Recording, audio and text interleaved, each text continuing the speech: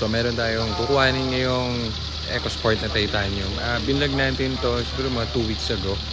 Kaso lang di natin nakuha kasi hindi namin nakuha. Kasi yung wild truck ni sir, pinarada niya dito sa harapan. Yan, pinarada niya dyan sa harapan. Ngayon, ang siste, kaya nakaparada dyan yun, is para hindi matest drive yung unit. Yun o, narinig niyo yan? Tama nga ang aming hinala. So ito may shift port to, problem. So kaya nakaharang yun doon para hindi siya maiikot. So ngayon, syempre, wala namang hindi niya mabenta yung unit. Tumawag ulit sa amin. So, ganyan din yung sinabi ko nung last time doon sa last time na vlog natin dito. Sinabi ko rin yun na babalik din yan. So, babalik talaga yan. Tayo pinakamataas na offer sa ganyan. And, yun kasi, kaya lang naman natin inaalam lahat dyan sa unit. Kasi, kinukwenta namin lahat ng pupwede doon sa unit. So, for example, eto, ang problem is shift port. Kaso ayaw pa test drive. So, lumabas sa code yun stuck yung engage yung shift port nito. So, yun na nga. Binigay pa rin sa amin yun. So, kanina may pinuntahan tayong bayan. So, si Jared, test drive yet, pero sureball yet. So, eto, abangan nyo to. Palit yung buong shift port, buong transmission system. Tapos, check pa natin yung engine. So, ayan, na-vlog natin to. Ito yung kumain tayo sa masarap, di ba? Kaso lang, na-delete. Makakainis. Na-delete yung vlog. Oo, buisit. So, tingnan lang natin yung temp. Then, after the temp, bayaran na natin if ever. 2 weeks ago tayo pumunta rito. So, may pagkasungaw Okay. So, may pagkasungaw So, siguro dahil to dun sa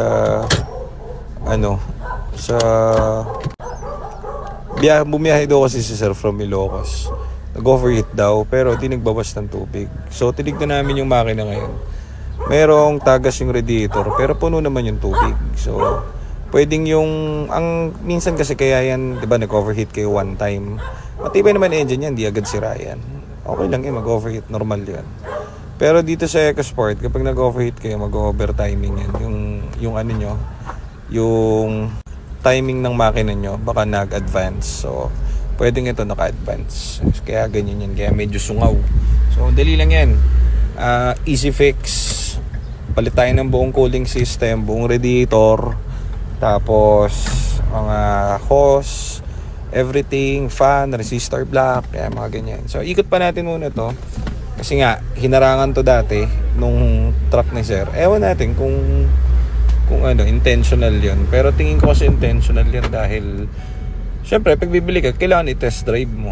Hinarang niya yung pickup doon, so hindi namin matitest drive. So ngayon bumalik siya ulit, nag-inquire ulit, and nakisuyo na kuhanin na raw natin yung unit.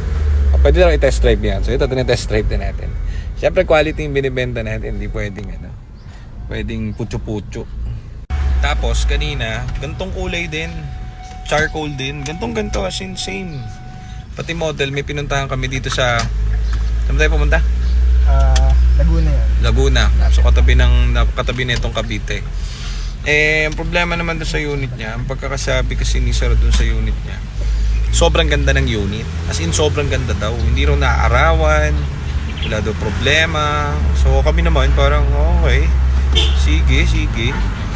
Kaso pagpunta namin, parang hindi naman sa nakaano ng kotse pero wala pa sa 1/4 nung unit natin yung ganda niya, pati yung niya, yung tawag dito, yung tindig, parang ganun. So medyo marami yung papayos, kaya sabi namin pas muna kami dyan sir.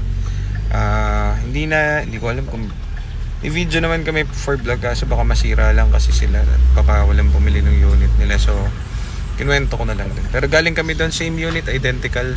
So buti na lang nung pauwi na kami, si sir, etong pinuntahan namin last week, nag-message, kinakamusta kami. Pwede na rin i-test drive. Galing daw siyang US, kakauwi niya lang. So yun, okay naman, na-test drive ngayon. Ito yung unit, bale, gamit natin. Ngayon, only test drive na tayo. Yan. So kaya natin ginagawa tinitest drive ng mabuti kasi hindi natin pipilitin yung engine nito. Kahit magbayad kaming malaki sa towing, walang problema. Basta pristine pa rin yung engine. May ka-tie up naman tayong tawag dito, towing. So walang problema sa towing. Kaso ito mukhang may uuwi kasi mukhang di lang nagagamit. Ilan pa rin yung 90 pa rin. 90 pa rin stable. So wala, milik lang talaga to. Ayusin natin yung buong radiator. Malaki yung pondo natin dito for refresh ng engine and repair. So magiging maganda tong unit na to. Ayos to? Ganda manakbo. Okay. Shifting smooth pero temperature. Pero syempre update na rin natin yung TCM. Okay to. So mauwi natin tong unit. All good sa hindi tumataas ng 90 degree yung temperature. Ganito rin to nung pinuntahan namin dito. Kaso nga lang ayaw ipa-test drive din sir. Ayaw. Kailangan lang pick up yung gate. Kaya hindi namin kinuha. So para sa atin talaga tong unit kasi yung tinanggihan nating unit dito sa Cavite, eto na ang replacement agad. So nagre-restock tayo kasi marami pong thank you doon sa mga sumusuporta na nanonood and na-appreciate yung gawa natin and yung produkto natin. So lahat po ng yan, ito katulad nito, kaya hindi namin ma-price listan yung mga unit kasi nauubos po yung problem. Ito katulad nito, nag-enjoy kasi kaming gumawa ng mga units. Kumbaga ibalik siya doon sa tamang proper way niya ng yung mga dating nakakabit, yung mga proper na ikakabit. So lahat, nag-enjoy kami ron pag inaayos namin. So ginagawa siyang project per unit. Kaya kabisado namin on the road pag may nakita kaming kahit isang EcoSport or Fiesta doon. Alam namin sa amin galing yan. Kapag mga tindigan ganun kasi hindi namin inaasa kung kani-kanino lang ba talagang pinaproject natin. So para bilhin na natin itong unit. Kaya ako muna ng OBD. Ayun, so nahanap na natin kung bakit siya pumupugak. Ayan, transmission friction element ace. Oh. So, yan yung code niya dati. So, ito ano ba isa? Misfire ito. So, misfire. Kaya pala para siyang ano tawag doon? Sungaw. So, palit na rin tayo. Kailangan na rin to EPMS and everything. So, yan ang mga gagawin natin. Medyo mahaba-haba. Pero, body naman ganda oh. O, diba? Sariwa. So, nakatambak lang kasi doon talaga kala sir. So, ngayon, may mag-aalaga ng bago nito pag tayo na-refresh natin itong unit. So, yun lang ang kanyang mga error. At mauwi natin to ngayon. So, no need na sa towing at babiyahin na tayo. Bayaran na natin. So, yan. Nag 100 degree na siya.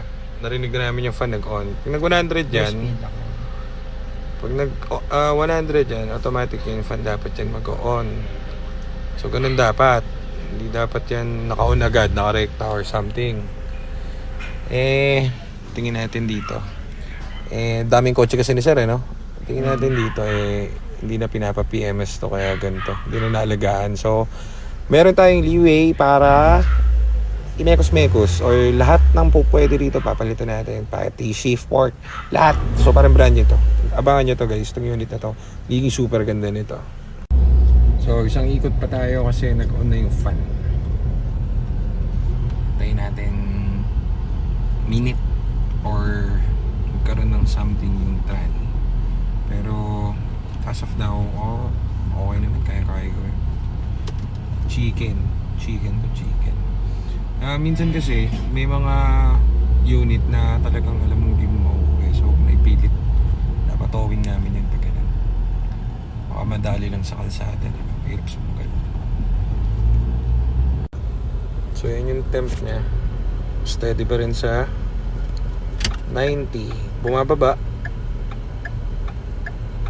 Aircon yan. So mukhang all goods. Mababiyahin natin itong unit. Misfire lang talaga. Tapos sana umokay yung engage na. If ever man, palit tayong shift port bago. And worst case, dalawa. May span TCM. Walang problem din. At least walang ABS. May ABS ba? Wala. Wala naman So all goods. Kahit pa paano may leeway tayo to ibigay yung mga hilig nitong unit. So yun lang muna guys. Thanks.